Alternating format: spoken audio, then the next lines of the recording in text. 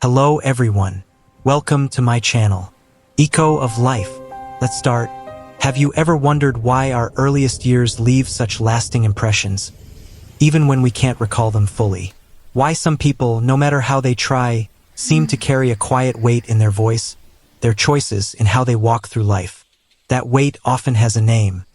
A childhood that was broken, not by one moment alone, but by soil meant for growth turning hard and barren. Childhood should be a shelter, a garden where safety and love let someone reach toward the light. Yet for many, it becomes a field of unmet needs. Silence where comfort should have been, absence where presence was needed. And strangely, we only recognize years later how those missing pieces still shape us. Science reminds us of what we often forget. A child's brain grows fastest in the first years. Neural pathways form based on how they are treated, spoken to, held, soothed, or overlooked. When needs go unmet, the mind adapts, but at a price. Constant alertness, trust that comes hard, an inner whisper saying, "You are not enough." These aren't just feelings. They are imprints. Think how fragile a child truly is. They don't choose where they're born, their parents' temper, the calm or chaos of their home. Yet these unchosen conditions become the lens through which they see everything. A fractured childhood often means carrying another's unfinished hurt, inheriting storms that were never yours. But let's pause. This isn't to say every hard start is a life sentence. Humans endure, that's certain. Yet endurance has limits. Picture planting a sapling in poisoned ground. Some trees still stretch toward the sun, but many grow with twists in their trunks, scars on their branches, roots never steady. That's the shape of a broken childhood in human form. Grown outside, but not quite grown within. One of the most unseen parts of this is how hidden it stays. Outwardly, someone may function well, laughing on cue, working steadily, building a family, while inside, the echoes of childhood remain. Studies show that children lacking steady emotional care often become adults with insecure attachment. Trust feels fragile, intimacy feels risky, and often they blame themselves, not seeing the roots lie far beyond their control. Many adult struggles, self-doubt, people-pleasing, trouble setting boundaries, craving external approval, trace back to those early years. If a child learns love must be earned, they spend a lifetime trying to earn what should have been freely given. If they learn their feelings are a burden, they grow into adults who stay silent even when silence hurts.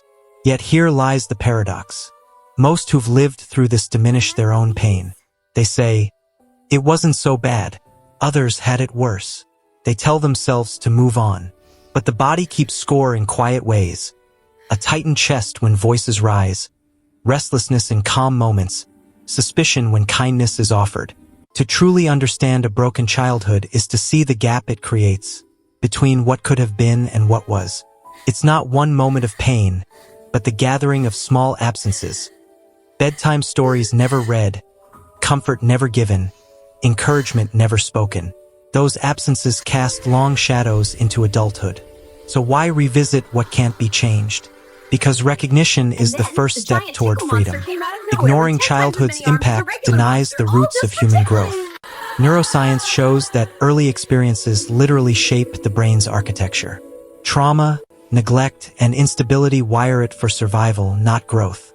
Without this understanding, we might mistake lifelong patterns for personality, when really they are strategies born of necessity. A child raised in unpredictability learns to read tiny signals. A shift in tone, a slammed door. They grow hypervigilant, always scanning for threat. As adults, that may look like anxiety, overthinking, or an inability to relax. It's not that they're naturally anxious. Their nervous system was trained in a world that never felt safe. Another child, growing up unseen, learns that asking brings no answer. In adulthood, this may look like passivity, not knowing how to seek help, or feeling undeserving of care. Not because they're weak, but because as a child, speaking up brought no reward. The tragedy isn't just that early wounds exist. It's that they echo unnoticed for years, shaping lives unconsciously, repeating cycles, sabotaging chances, craving love while fearing it. And unless brought into awareness, these echoes can span generations. Yet we must be careful. Broken beginnings are not permanent prisons. They are heavy, yes, but once understood, that weight can be carried differently. The same science that shows how trauma shapes the brain also reveals neuroplasticity, the brain's ability to rewire, adapt, and heal even in adulthood. So the story doesn't end here. It begins with the lifelong work of reclaiming what was lost, rebuilding what was broken, learning to parent yourself. Still, a sadness lingers, because no matter how much healing happens, there remains a haunting sense of what might have been. Laughter unheard, safety never felt, innocence lost too soon. Healing softens the edges, but it can't undo a childhood that can't be relived. Perhaps that's why those who carry this weight often develop such depth. They become quiet philosophers asking questions others avoid.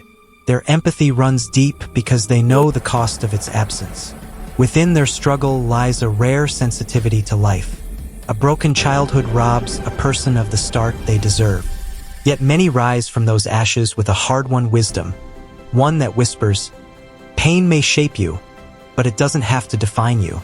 Childhood pain is almost invisible. Break an arm and people see the cast. But when a spirit fractures young, when love is scarce, kindness absent, safety conditional, there is no cast for the soul. No visible sign says this child is hurting, and so it goes unseen even by the child. What makes it piercing is how children normalize their reality. A child in neglect doesn't think, "I am neglected." They think, "This is just life." A child in chaos adapts without knowing how unusual it is.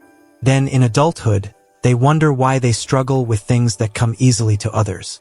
That's why so many adults from broken beginnings carry quiet guilt. Why can't I trust? Why does love scare me? They don't realize they're following an old map, drawn by experiences they never chose. Follow the wrong map long enough and you feel lost in every direction. Psychologists speak of the inner child, not a mystical idea, but the early memories, feelings, and beliefs that live inside each adult. When that inner child is ignored or burdened too soon, they freeze at the age the hurt happened. Imagine being 35 with a 7-year-old inside who still feels unworthy of love. That's the silent weight many carry. The impact reaches beyond the self, into relationships, work, even parenting. Someone may repeat the very patterns they hope to escape, not by choice, but because the past quietly scripts the present. Without awareness, they may become distant, fearful, controlling, or overly accommodating, all echoes of what they learned young. Research confirms this. Studies on adverse childhood experiences show that the more hardship a child faces, the more likely they are to struggle later with emotions, health, even lifespan. What happens in childhood echoes through a lifetime. Still, society often overlooks it, clinging to the idea that children bounce back. Resilience is real, but it is not immunity. Every scar has its cost. One of the deepest sorrows is how often children blame themselves. A child doesn't think, "My parent can't give love." They think, "I must be unlovable." These childhood conclusions harden into beliefs that can last a lifetime. Think of how many adults move through life quietly convinced, "I am not enough." They strive endlessly to fill a void they didn't create, or they hide, believing if they stay invisible, they can't be hurt again. These aren't quirks. They are strategies formed in rooms where no one came when they cried, in families where love had conditions. Yet here again lies the paradox. While broken childhoods are tragedies, they often give birth to profound strengths. Strengths forged in silence, pain, and survival. Many who endure such starts develop a keen sensitivity to others' emotions. They become compassionate, intuitive, protective in ways others aren't. They notice subtleties because they had to. They guard others because no one guarded them. These strengths are bittersweet, grown from soil that should have been kinder. Yet they shape people deeply.